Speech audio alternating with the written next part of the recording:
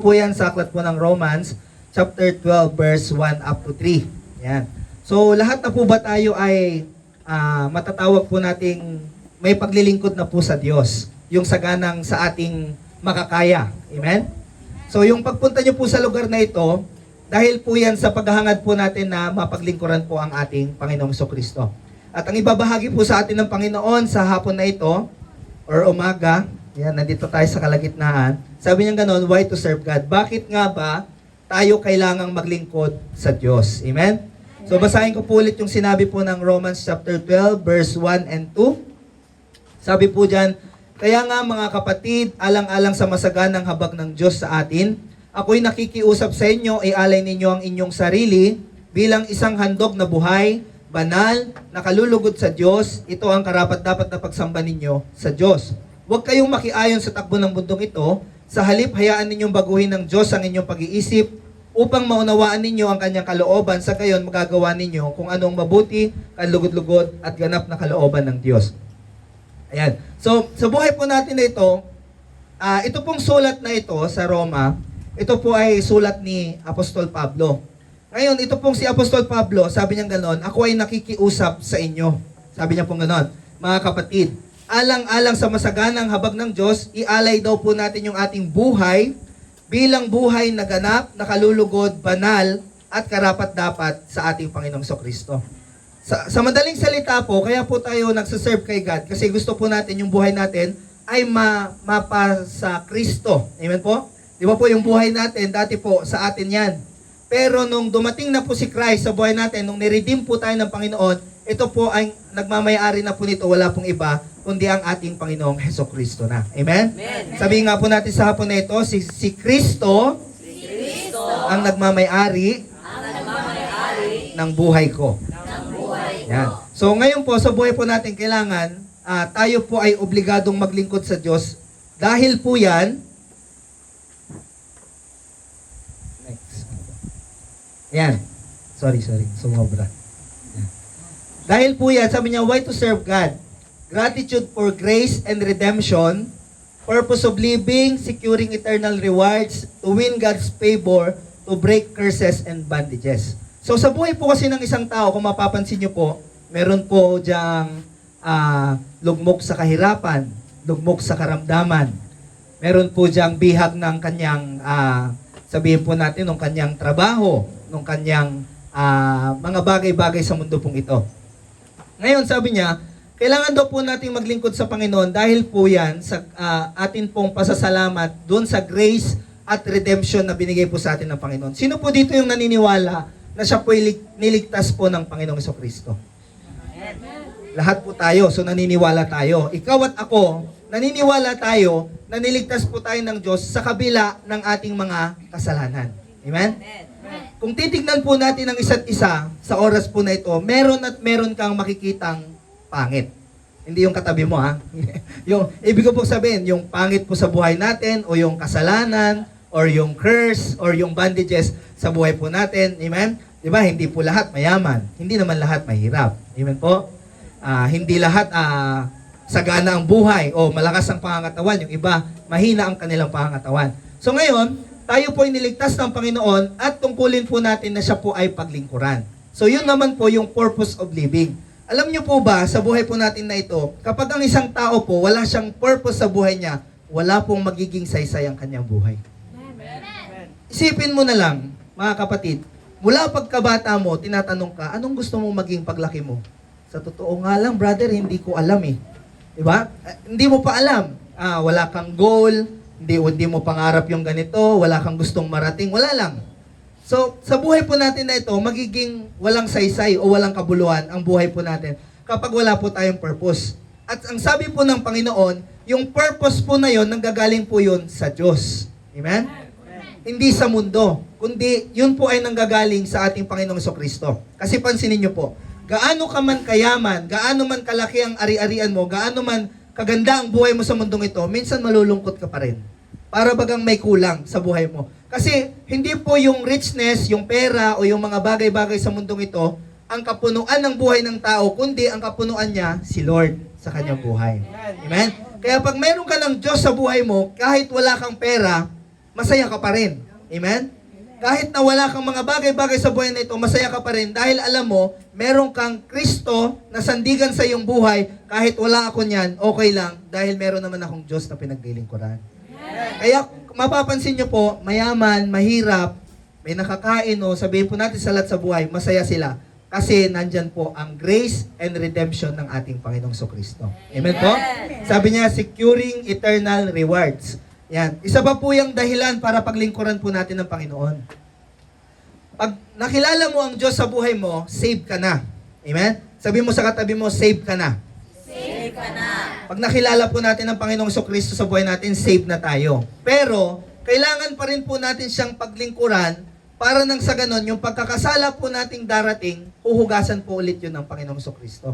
Amen? Amen. Yung pagkakasala po natin, huhugasan po ulit. Kasi sabi nga pong ganon, dito, sabi niya, ialay ninyo, ihandog ninyo ang inyong buhay bilang buhay na banal, kalugod-lugod sa Diyos at karapat-dapat. Ito ang karapat-dapat na pagsamba ninyo sa Diyos. So sa buhay po natin na ito, hindi po pwedeng mabubuhay ka lang sa mundong ito na sabihin mo na, oh, nakilala ko na si Christ. Pero, hindi ka naman namumuhay doon sa kabanalan ng Diyos, mali po yun.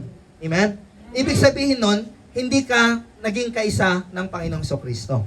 So ngayon, titignan po natin yan, kung paano po natin yan, kung paano yan darating sa ating buhay. To break curses and bondages, ito po isang pinakamahalaga. At saka yung to win God's favor. Marami pong benepisyo sa buhay po natin kapag tayo po ay naglingkod sa Diyos. Siguro po, nung araw, meron po tayong matandang paniniwala o yung paniniwala po natin nung araw na magsisimba nga ako para pagpalain naman ang buhay ko. Amen? Magsisimba ako ngayon para hugasan yung kasalanan ko kasi marami akong nagawang kasalanan kahapon eh. Kaya magsisimba ako. So, sa buhay po natin na ito, yung sinasabi natin na yon, yes, totoo yun.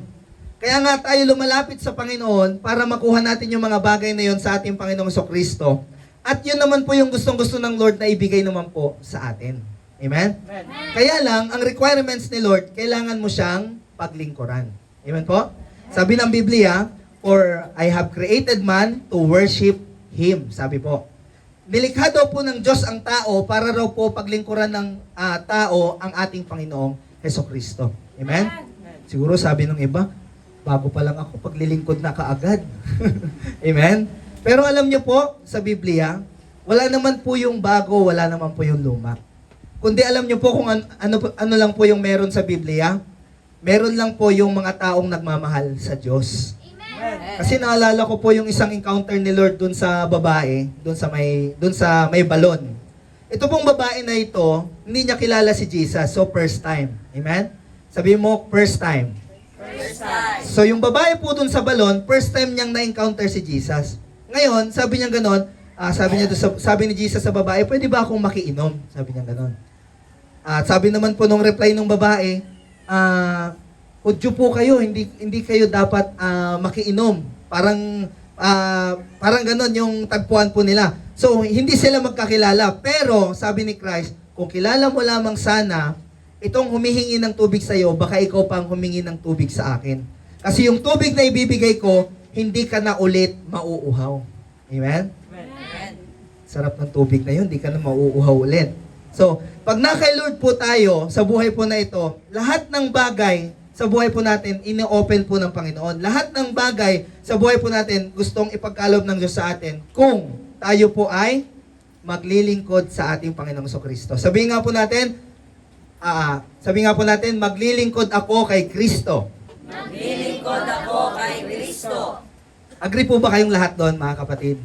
Amen? So, ang buhay po natin was created by God to worship Him. Amen? Period. Wala na pong iba.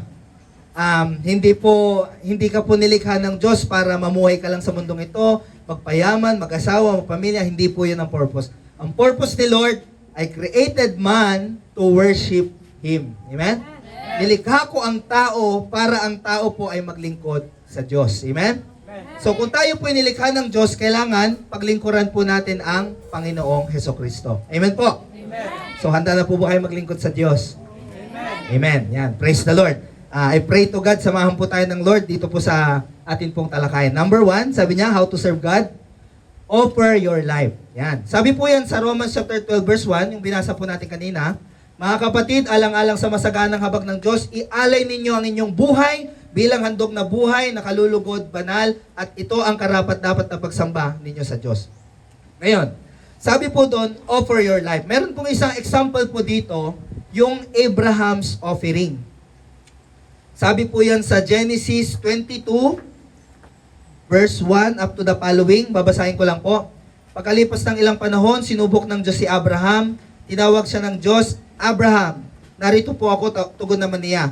Sinabi sa kanya, isama mo ang kaisa-isa mong pinakamamahal mong anak na si Isaac. Pakinggan niyo pong mabuti mga kapatid, huwag po kayong kukurap. Isama mo ang pinakamamahal mong anak na si Isaac.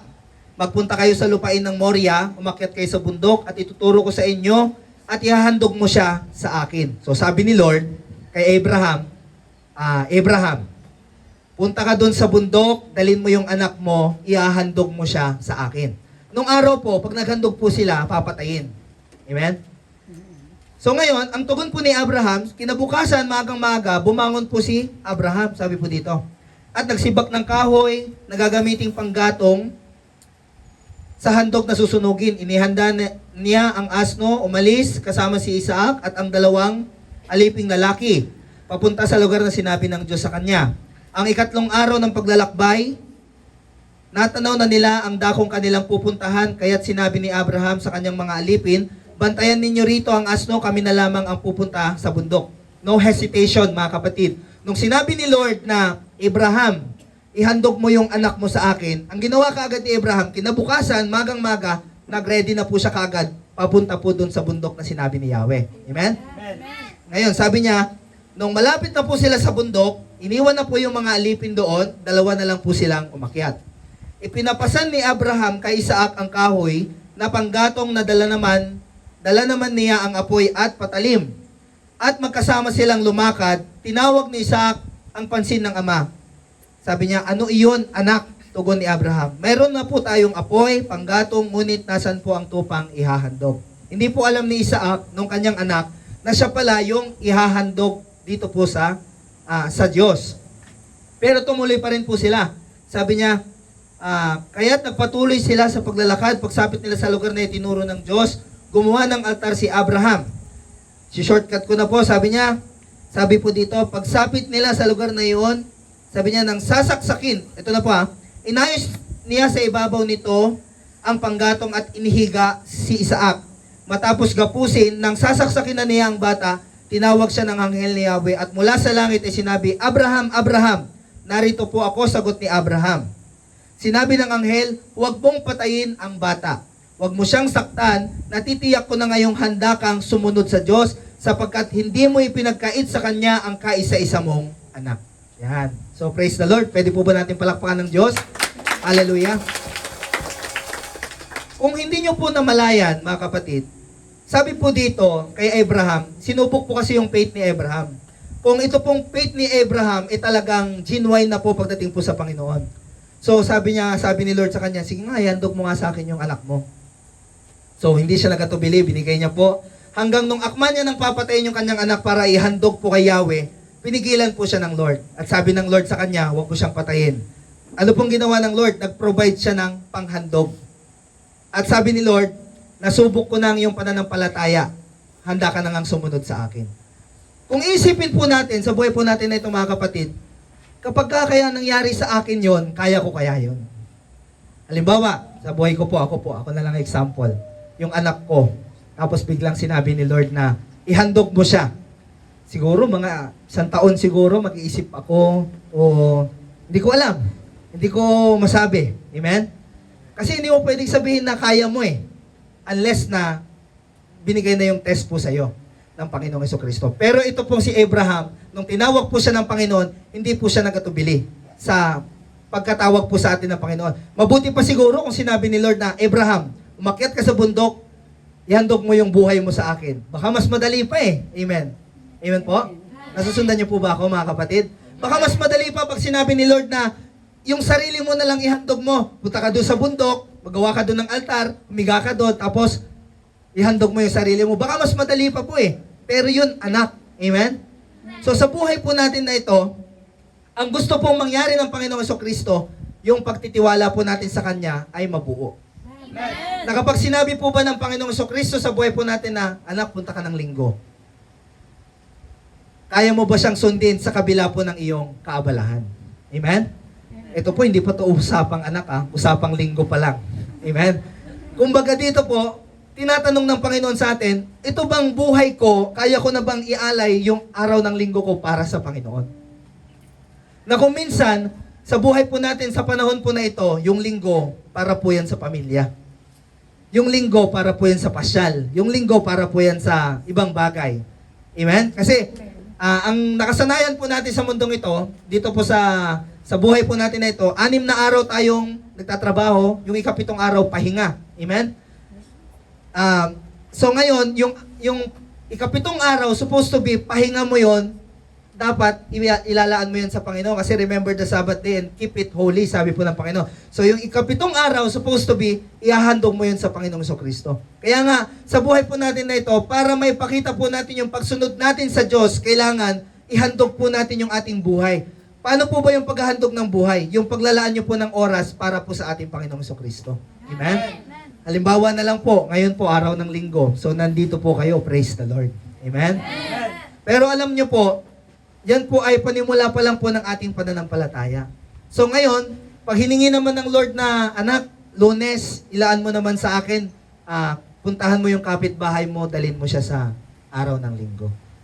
Ayan, Lord, medyo, napagod kasi ako kahapon, Lord. Kaya medyo magandang matulog ngayon eh. Pwede ba, Lord, bukas na lang? Amen? Doon na po pumapasok sa atin yung pagpili. Sabi niya ganon, offer your life. So once you offer your life to God, hindi na po yan sa'yo.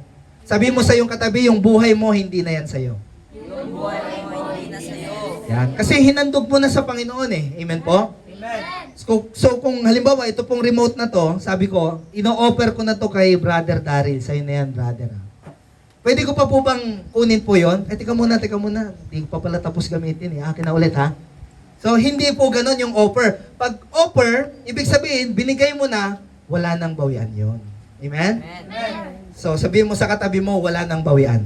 Wala nang bayan. Ayan. So, pag naglingkod po tayo sa Diyos, kailangan, pag hinandog mo yung buhay mo sa Panginoon, sinabi mo sa Lord,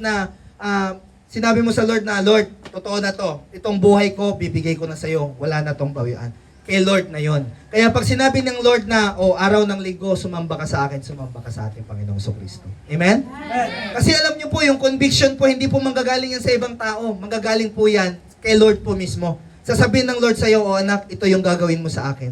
Sasabihin sa iyo ng Panginoon, ito anak, gawin mo ito sa akin. Naranasan niyo na po ba, mula po nung naging Christian kayo, sinabi ng Lord sa inyo na, lapitan mo nga yung tao na yon, tapos i-share mo sa kanya yung mabuting balita. Sino po dito naka-experience na po nun? Ulitin ko po yung tanong ha. Sino na po dito yung naka-experience na binulungan po siya ng Panginoon, sabi ng Lord sa kanya, anak, sharean mo nga yung tao na yon ng aking salita. Sino po yung nakarinig na? Yung mga nakarinig na po, sinunod nyo po ba?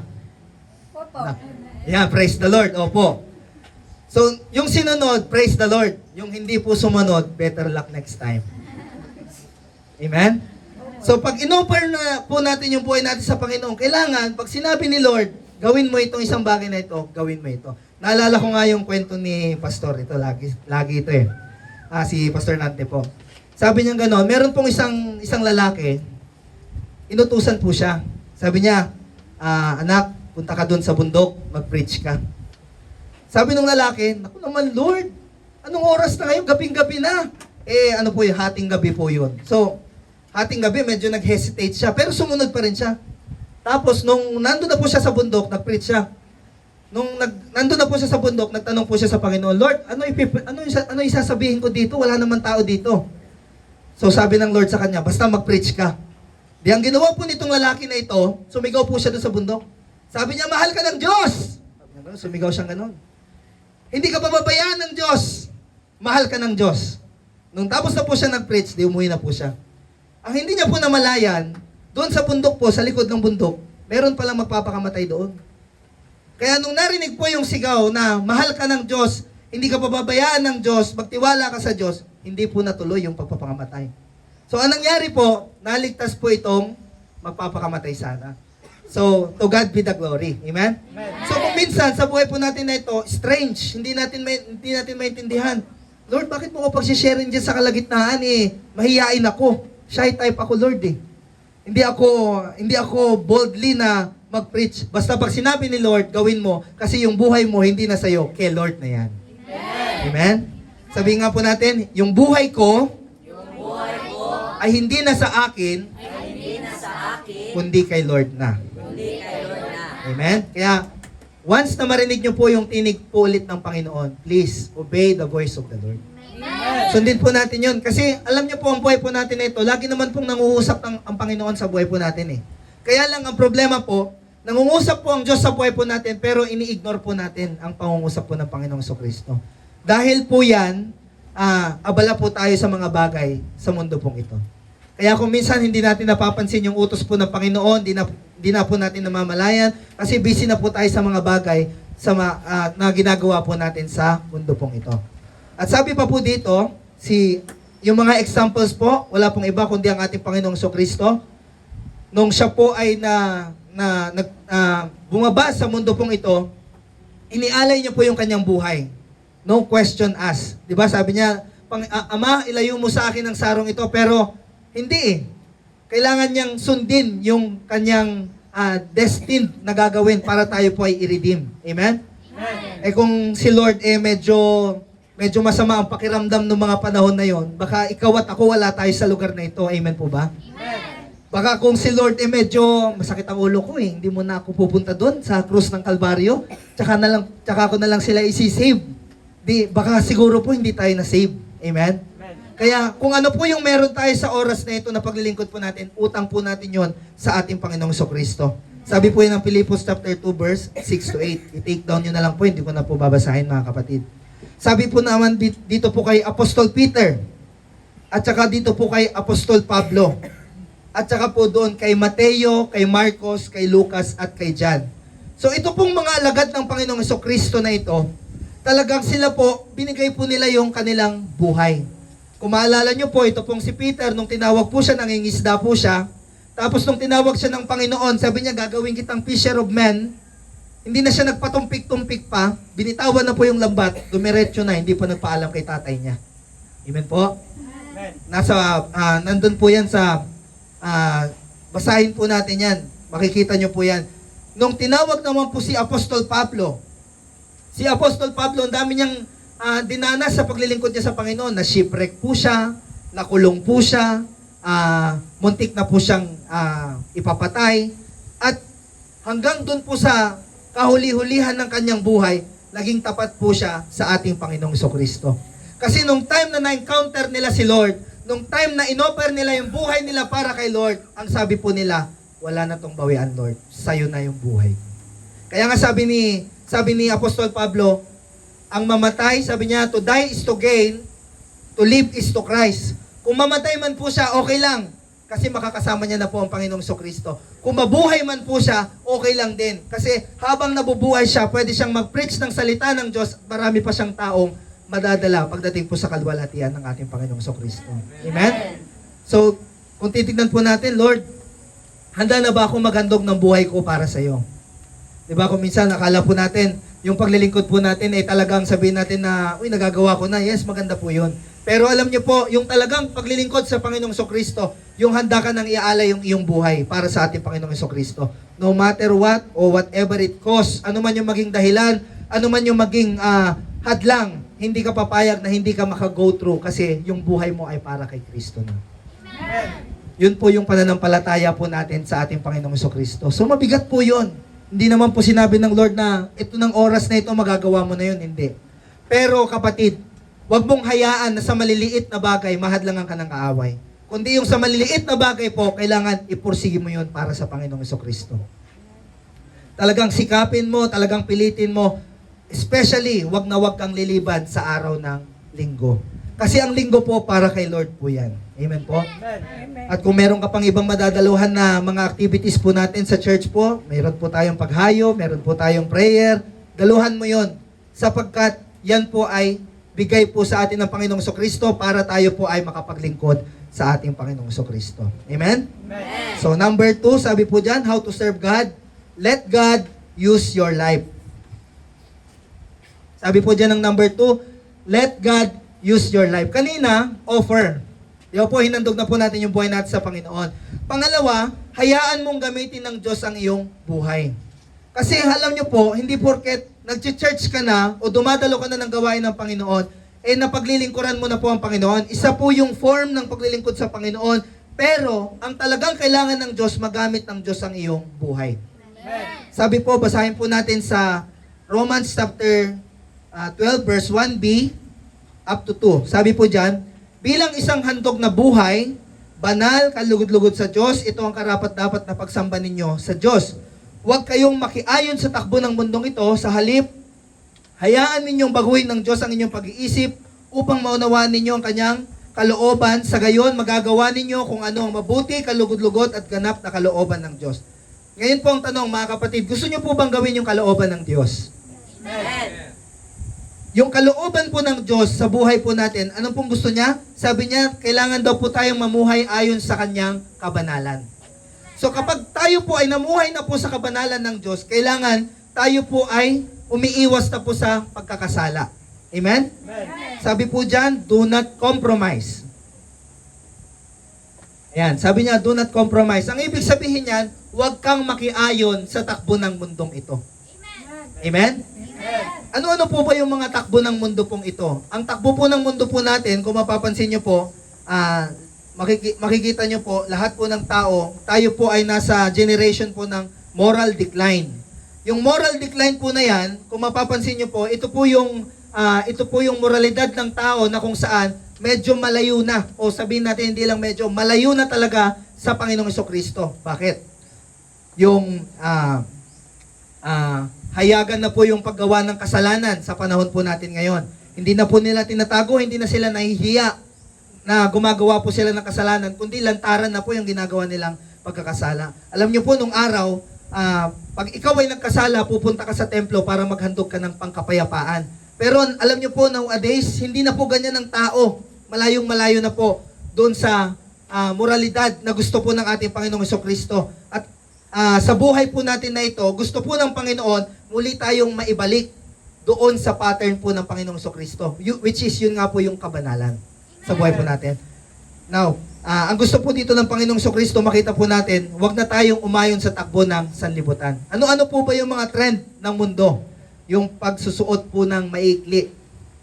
Yan po ay trend ng mundo. Alam niyo po kay Lord, sabi po ng Biblia, maging ano po tayo, kapita-pitagan.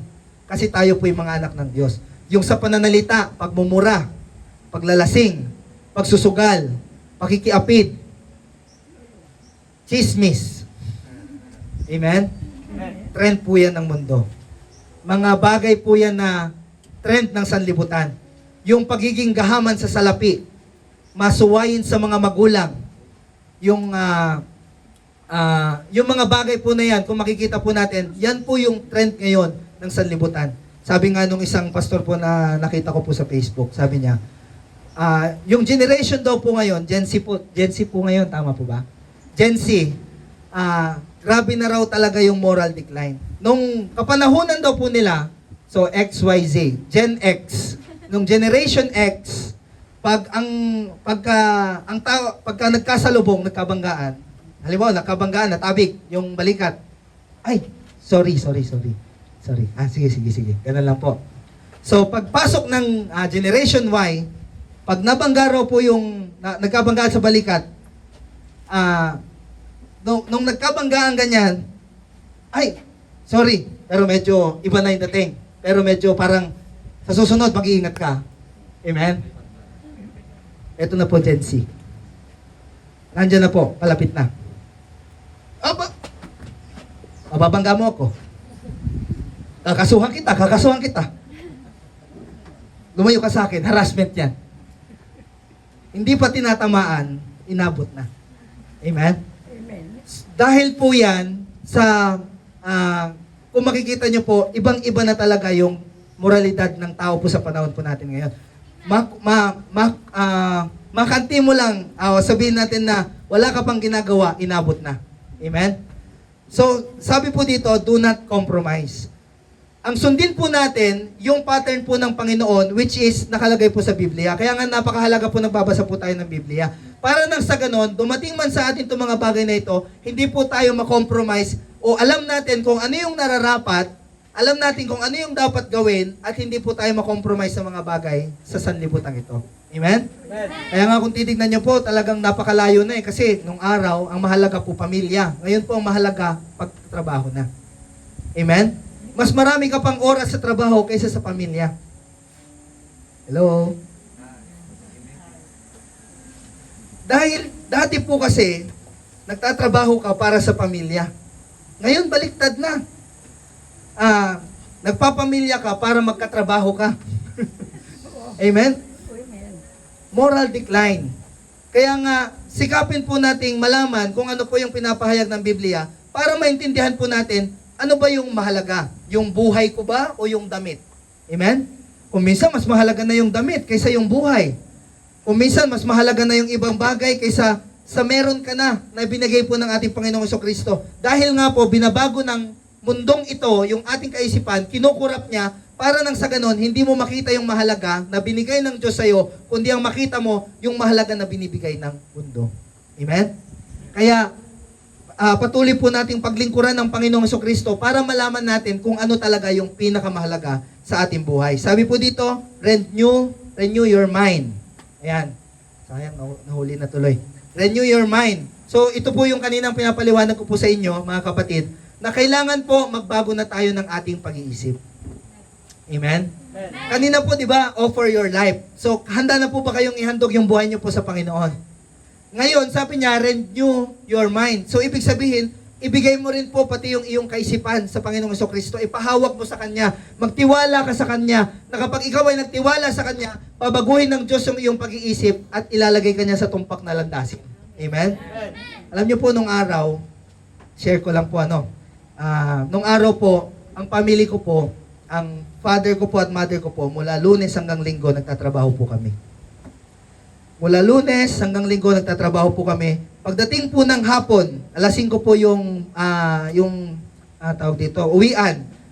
6 o'clock, babiyahe pa po kami noon hanggang 10 p.m. ng gabi. So, ganun, doon po ako galing sa pamilya na yon. So, ngayon, pinakita po sa akin ng Panginoon na wala pong saysay kahit magtrabaho ka na magtrabaho sa buhay po na ito. So, trabaho sila, maraming pera, mayaman, lahat nabibili. Pero hindi po nila nakita na sira po ang pamilya. Yung anak hindi nakilala yung magulang.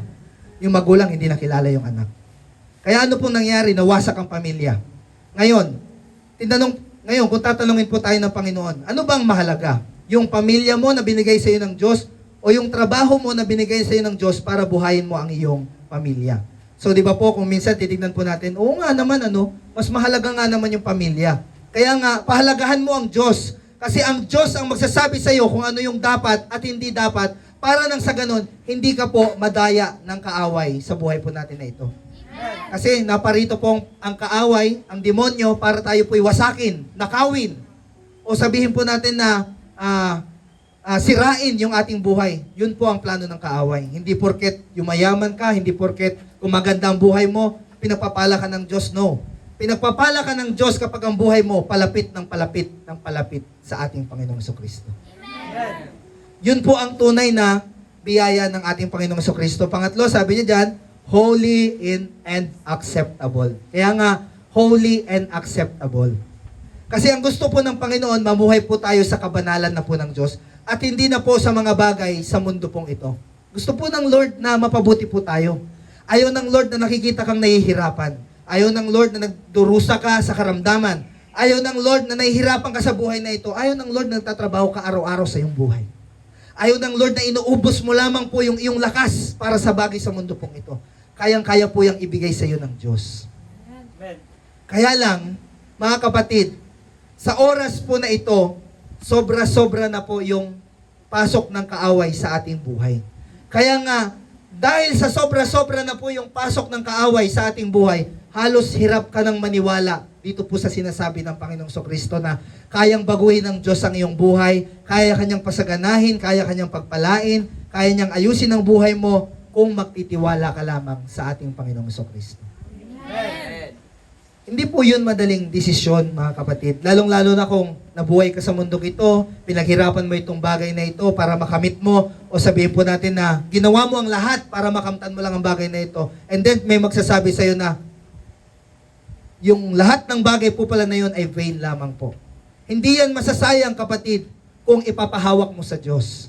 Hindi yan masasayang, kapatid, kung magtitiwala ka sa Diyos, sapagkat ang Lord, lagi po yang may pamamaraan para ang tao po ay gamitin po niya ayon sa kanyang kalooban. Amen po?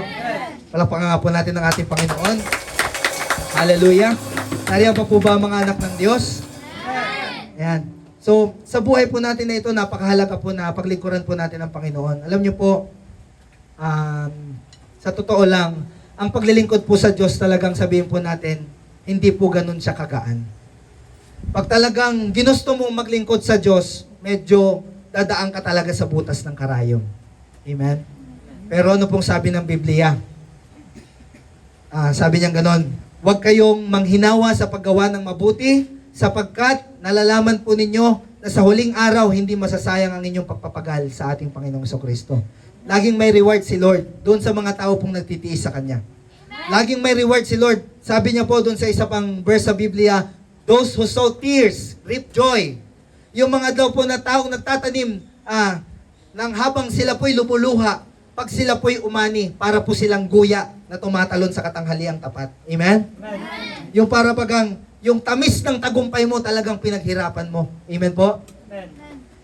Yun ang pinakamahalaga sa buhay po natin na ito. Tandaan nyo po, mga kapatid, si Lord po, hindi niya po ginagawang madali ang buhay ng isang Kristiyano. Hindi niya po ginagawang madali yung mga problema po natin. Pero ang ginagawa po ng Lord, binibigyan kanya ng paraan para mapagtagumpayan mo yung mahirap na yon at maipasa mo yon sa harapan po ng ating Panginoong Kristo. Amen po? Lagi po nating tandaan, si Abraham po, tines yung kanyang pananampalataya. Sabi po ng Biblia, ang ginto ay idinadarang sa apoy para lumabas yung talagang tunay na dalisay na ginto. Amen? Higit ka pa sa ginto, kapatid. Ikaw ay anak ng Diyos. Ikaw ay lalang ng ating Panginoong Kristo. At ikaw ay higit na mahalaga sa ating Panginoong Kristo. Kaya nga, ang buhay po natin na ito, kailangan ibigay po natin sa ating Panginoong Kristo. And last, sabi niya po doon, how to serve God, live your life's purpose. Sabi po ng verse 3 ng Romans chapter 12, dahil sa kagandahang loob ng Diyos sa akin, sinasabi ko sa bawat isa sa inyo, huwag ninyong pahalagahan ang inyong sarili ng higit sa nararapat. Huwag daw po nating pahalagahan ang ating sarili ng higit sa nararapat.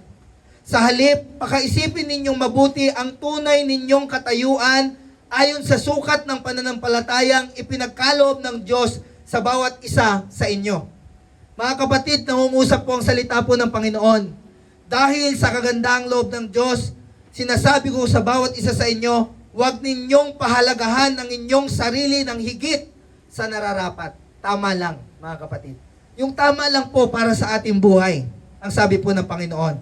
Sa halip, pakaisipin nating mabuti kung ano ang tunay nating katayuan ayon sa sukat ng ating pananampalataya na ipinagkaloob sa atin ng Panginoon. Amen? Kaya makikita niyo po dito, mga kapatid, ang Lord po talaga, kung minsan, pinaparanas kanya ng trials, pinaparanas kanya ng hardship sa buhay na ito. Kasi gusto niya, maging malakas ka, mapagtagumpayan mo yon, nang sa gayon, masasabi niya, anak ko ito, nagtagumpay ito, gaano mang kabigat yung problema niya, gaano mang kabigat yung pagsubok niya, napagtagumpayan niya yon dahil sa ating Panginoong Kristo. Sabi diyan, live your life's purpose. Basahin ko po sa inyo. Tumanggap tayo ng iba't ibang kaloob ayon sa kagandahang loob ng Diyos. Kaya't gamitin natin ang mga kaloob na yan. Kung ang ating kaloob ay pagsasalita ng pahayag mula sa Diyos, magpahayag tayo ayon sa sukat ng ating pananampalataya. Kung paglilingkod ang ating kaloob, maglingkod tayo. Sabi niya po dyan, ano po yung isang picture? Sabi po dyan, yung mga pinagkalooban daw po na maglingkod, maglingkod.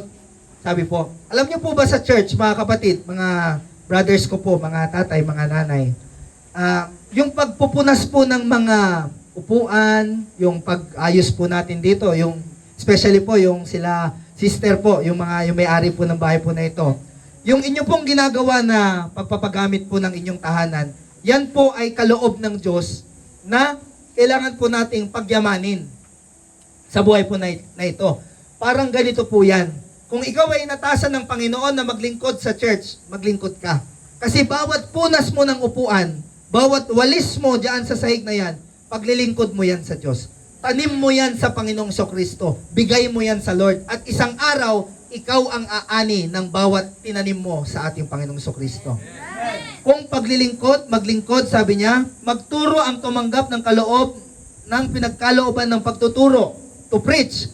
Kung ikaw ay pinagkalooban na makapagpahayag, magpahayag ka, sabi po ng Panginoong Kristo.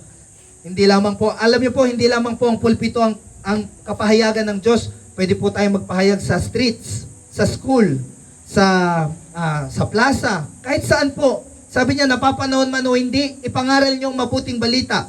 Kaya nga, kapag ikaw inudyukan ka ng Panginoong Kristo, halimbawa sumakay ka ng bus, tumayo ka dun sa gitna. At sabihin mo na, pasensya na po kayo, abalahin ko lamang po kayo ng 3 minuto. Gusto lang pong ipasabi sa akin ng Panginoon na mahal po kayong lahat ng Diyos. Sabi po yan sa John 3:16. Doon pa lang po naparangalan na po natin ng Panginoong Kristo. Marami tayong ways para ipakita natin sa Diyos yung ating paglilingkod. Marami tayong ways para maibalik natin kung ano yung binigay sa atin ng Panginoong Kristo. Marami tayong kapamaraanan na pwedeng gawin para maipakita natin yung paglilingkod natin sa ating Panginoong Kristo. Sabi niya, kung pagbibigay ang inyong kaloob, magbigay kayo ng buong puso. Sabi po diyan, mamuno kayo ng buong sikap. Kung pagkakawang-gawa ng inyong kaloob, gawin ninyo iyan ng buong galak. Kung pagkakaloob naman daw po, yung atin pong kaloob, magkaloob po tayo ng buong kaya. Amen? Yung mga pinagpala po dyan, kung kayo po ay pinagpala ng material na bagay o pinansyal, pwede nyo po yung ibahagi po sa gawain po ng Panginoong Kristo. Alam nyo po, yung First Church, nagtulong-tulong po sila, lahat po ng kanilang mga ari-arian, binenta po nila, para lang po makapagpagawa po sila ng panambahan po ng Panginoong Kristo. Dahil po yun po ay ambag mo sa Panginoon. Yun po ay tanim mo sa Panginoon. Dahil nananampalataya ka na kapag ikaw ay gumawa sa Diyos, susuklian ng Diyos yung iyong mga gawa. Amen po? Amen. Kapag, halimbawa po, umattend po kayo ng Sunday po dito. Kasi nananampalataya ka, punta nga ako doon kasi alam ko, nandun ang Lord. Kapag pumunta ako doon, pagpapalain ni Lord ang buhay ko. Totoo naman po yun, nagpapala naman po ang Panginoon. Alam ko, pagpunta ko doon, pagagalingin ako ng Lord. Kasi alam ko, si Lord ang dakilang manggagamot ng aking buhay. Totoo naman po yun eh. Kaya lang po, ang kailangan po doon, makita po ng Lord na tayo po ay nagtatanim sa Kanya. Kaya nga yung mga naglalakad po, na papunta po dito sa bahay nila, brother, praise the Lord po. Palalakasin ng Lord ang tuhod nyo. Amen. Totoo po yan. Yung mga tao po na nagsasakripisyo para po sa kalwalhatian po ng Panginoon, pagpapalain po kayo ng Panginoon. Kasi si Lord po yung pinaglilingkuran po natin sa buhay po na ito. Kaya lang po, sabi niya ganon, kapag tayo po hindi tayo nagtanim ng buong sikap, buong kaya po natin, kumbaga, sige, mamaya na lang ako pupunta kasi anong oras pa naman yun eh. Mamaya na lang pagka medyo preaching na, hindi po malulugod naman po ang Panginoon po doon. Amen? Kasi ang gusto ng Lord, yung buong puso mong inihahandog, yung mga bagay sa buhay mo para sa Kanyang karangalan. Basahin ko po ulit sa inyo, sabi niya, maging tunay ang inyong pagmamahalan, kasuklaman ninyo ang masama, pakaibigin ang mabuti, magmahalan kayo bilang magkakapatid, pahalagahan ninyo ang iba ng higit sa pagpapahalaga nila sa inyo. Magpakasipag kayo, huwag kayong maging tamad. Buong puso kayong maglingkod sa Panginoon. Magalak kayo dahil ang inyong pag-asa, matyaga kayo sa inyong kapighatian, palaging manalangin, tumulong kayo sa mga nangangailangan, sa pangangailangan ng kapatid, at patuloyin ninyo ang mga taga-ibang lugar. Amen po? Di ba kung mababasa po natin ang Biblia, sinabi na po ng Lord lahat ng kailangan po natin gawin. Ang kailangan na lang po natin gawin, isabuhay po natin yung mga bagay po na yun. At makikita nyo po, pag sinabuhay nyo po yung mga bagay po na yun, darating po yung biyaya ng Diyos. Sabihin mo, hindi habang buhay, mahirap ako. Hindi habang buhay, mahirap ako. Hindi habang buhay, may karamdaman ako. Hindi habang buhay, may karamdaman ako. Hindi habang buhay, nandito na lang ako. Dahil po darating ang panahon ng Panginoong Jesucristo, makikita nyo po, ang Lord ang mag-aahon sa inyo sa buhay po na ito. Amen? Ang Diyos ay hindi sinungaling, sabi po ng Bilang 23:19, ang Diyos ay hindi sinungaling, hindi tulad ng tao. Pag siya'y nangako, agad niyang tinutupad. Sabi po ng Panginoong Jesucristo. Kaya magtiwala po tayo sa Diyos sapagkat ang Diyos, kapag nangako po siya, tsak yun. Tutuparin po ng Panginoong Jesucristo po yun. Hindi po kami mangangaral sa inyong harapan. Hindi po kami mangangahas magpahayag ng salita ng Diyos. Hindi po kami mangangahas na ipamalita po sa inyo mabuting balita. Kung hindi po pinaranas ni Kristo sa buhay po namin yung biyaya at tagumpay na pinangako niya sa aming buhay.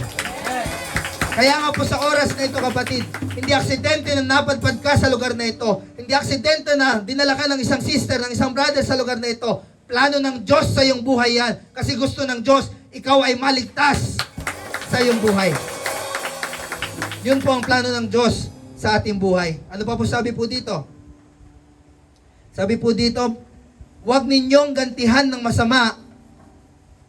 Huwag ninyong gantihan ng masama ang masama. Next picture po. Huwag ninyong gantihan ng masama ang masama, sikapin ninyong mamuhay ng marangal sa harap ng lahat ng tao hanggat maaari. Gawin ninyo ang inyong makakaya upang mamuhay kayo, yung isang picture pa. Upang mamuhay kayo ng mapayapa kasama ng sino man. Mga minamahal, huwag kayong maghiganti, ipaubayan ninyo ang galit sa Diyos sapagkat nasusulat, akin ang paghihiganti. Ako ang gaganti, painumin mo sa gayon, Ako ang maghihiganti, paubayan ninyo sa galit ng Diyos, sapagkat nasusulat, akin ang paghihiganti. Ako ang gaganti, sabi ng Panginoon. Sa halip kung nagugutom ang iyong kaaway, pakanin mo. Kung nauuhaw, painumin mo. Sa gayon ay mabubunton ka ng mga baga sa kanyang ulo. Huwag kayong magpadaig sa masama, kundi daigin ninyo ng mabuti ang masama. Amen? Sabi niya, pag may kaaway ka, pag nagutom daw, pakainin mo. Pag nauhaw, painumin mo. Huwag mo lagyan ng lason, ha? Kasi yun po yung picture ng Lord sa buhay po natin. Dati po mga kaaway tayo ng Diyos. Amen? Hindi naman tayo mabait nung araw eh. Tingnan mo yung katabi mo. Diba? Napakapasaway nga po natin, napakadami nating kasalanan, na Lord lang ang nakakakita. Ikaw at si Lord, alam niya kung ano yung tinatago-tago mong kasalanan na hindi mo pwedeng ipakita sa tao. Amen?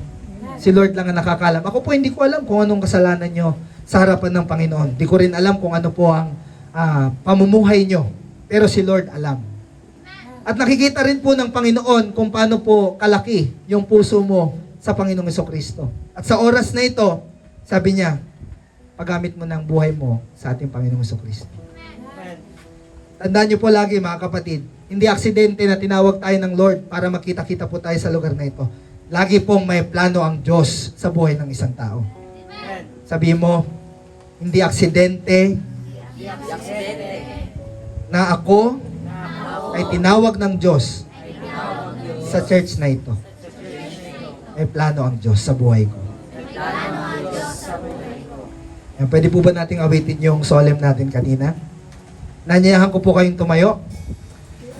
At kung kayo po ay ginawan ng Panginoon ng sabihin natin extravagant na buhay sa buhay po na ito, sambahin mo ang Panginoong Jesucristo sa iyong buhay. Paglingkuran mo ang Panginoong Jesucristo sa iyong buhay at pasalamatan mo siya sa oras na ito. Napakarami pong mabubuting bagay na ginawa ang Panginoon sa buhay po natin. At kung ipipikit mo lamang ang iyong mata sa oras na ito, nadamhin mo ang presensya ng Panginoon at awitin mo ang kantang ito.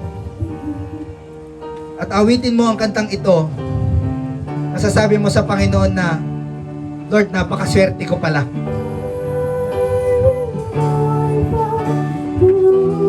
Yes, Lord.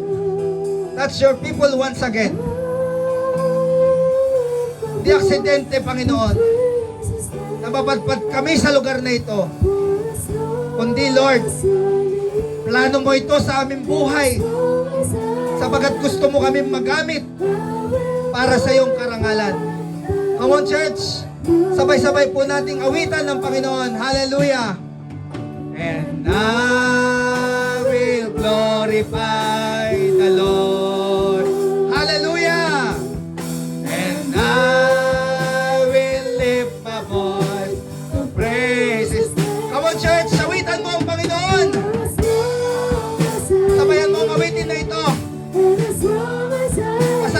mo si Kristo. Once again, I will glorify the Lord.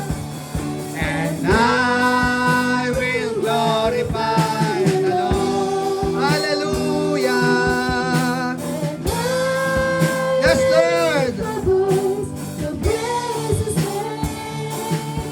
For as long as I live, and as long as I breathe, I will glorify the Lord my God.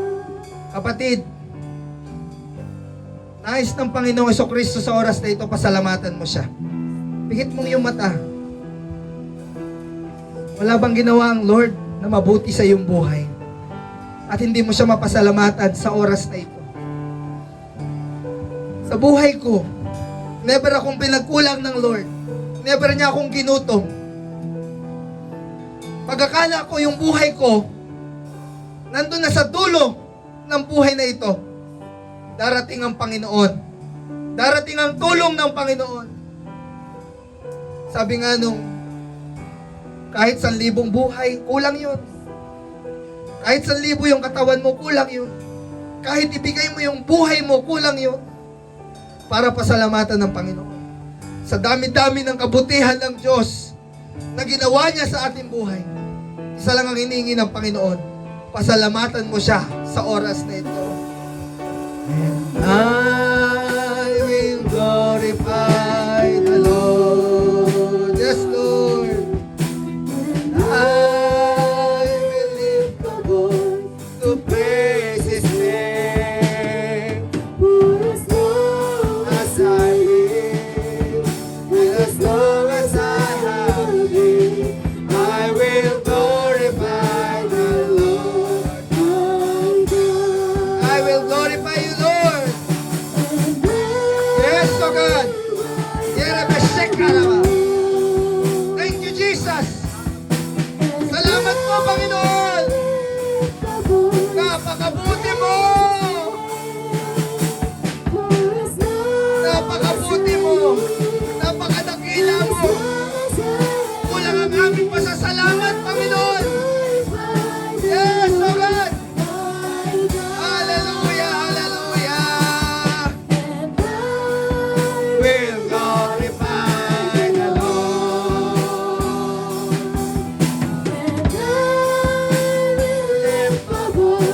To praise His name.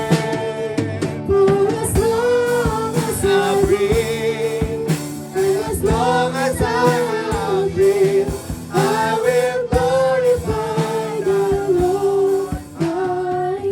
Thank you, God. Ama, nagpapasalamat po kami sa oras na ito. Sapagkat, Lord, nais mo palang gamitin ang aming buhay, O God. Patawarin mo po kami, Lord. Sapagkat, Lord, inaamin po namin, O God, punong-puno kami ng karumihan, Panginoon. Subalit, Lord, sa kabila ng aming karumihan, Panginoon, tinanggap mo kami, Panginoon, bilang iyong mga anak, O God. Hayaan mo po, Lord, ang buhay na ito, Panginoon, simula sa oras na ito, ay nihahandog namin sa iyong karangalan, Panginoon. Kapatid, kung tinatanggap mo ang Panginoon sa oras na ito, maaari bang sumunod ka sa maikling panalangin, sabihin mo na malakas, Panginoong Jesus, simula sa oras na ito, tinatanggap kita bilang Panginoon, Hari, Manggagamot, Tagapagpala, Tagapagligtas ng aking buhay. Panginoong Jesus, patawarin mo po ako sa aking pagkakasala sa iyo at sa aking kapwa. Linisin mo po ako, Panginoon. Hindi man ako karapat-dapat sa iyo. Tanggapin mo ang aking buhay. Sa oras na ito, Panginoon, itala mo po ang aking pangalan sa aklat ng buhay. Salamat po, Panginoong Jesus. In Jesus' name. Lord, I pray, O God, pagpalain mo po mga kapatid kong ito, Panginoon, sa po ng kanilang sambahayan, O God. Hindi po sila uuwi, Panginoon, na hindi po dala-dala ang biyayang nagmumula sa iyo, O God. At ipakita mo sa kanila, Lord. habang nilalagak nila ang buhay nila sa iyo, Panginoon. Paghumapawin mo po sila sa lahat ng bagay, Panginoon. Pagpalain mo po sila ayon, Lord, sa kanilang mga bagay na ginagawa ayon sa iyong karangalan, Panginoon. And I pray, Lord, isang araw, Panginoon, lahat po kami gagamitin mo sa oras na ito, Panginoon, upang ikaw ang Diyos na maging mapaglingkuran namin sa buhay na ito, God. Salamat po ng marami, Panginoon. Ngayon pa lamang, we claim victory upon your name, O God. Salamat po aming Diyos. Muli po, God, sa iyo po namin ibinabalik ang pinakamataas na papurit parangal. To God be the highest glory in Jesus' name. Amen and amen. God bless po sa ating lahat.